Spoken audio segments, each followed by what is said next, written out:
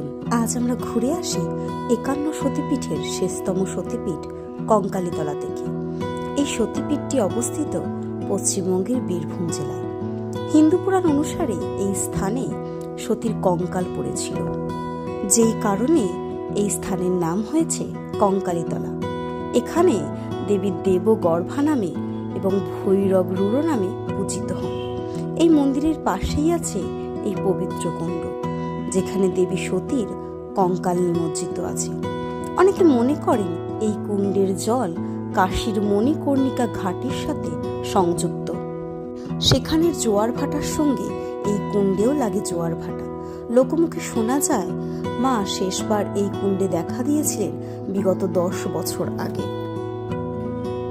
বর্তমানে কঙ্কালীতলা তথা সারা গ্রামে কোনো মূর্তি পূজা হয় না।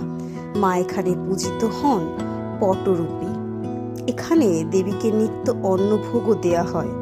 প্রতি বছর ত্রয়োদশী তিথিতে ৫১টি কুমারী পুজো অনুষ্ঠিত হয় এই স্থানে। এই রইল এখানকার মায়ের মূর্তি। এই স্থান বিখ্যাত তন্ত্র সাধনার জন্য। এখানে প্রায় প্রত্যহ সিদ্ধ তান্ত্রিকেরা তন্ত্র সাধনা করে থাকেন।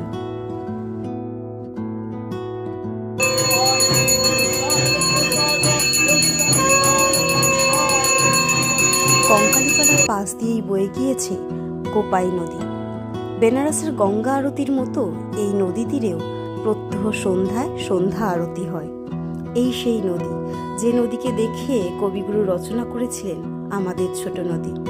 আমাদের ছোট নদী চলে আঁকে বাঁকে, বৈশাখ মাসে তার হাঁটু জল থাকে।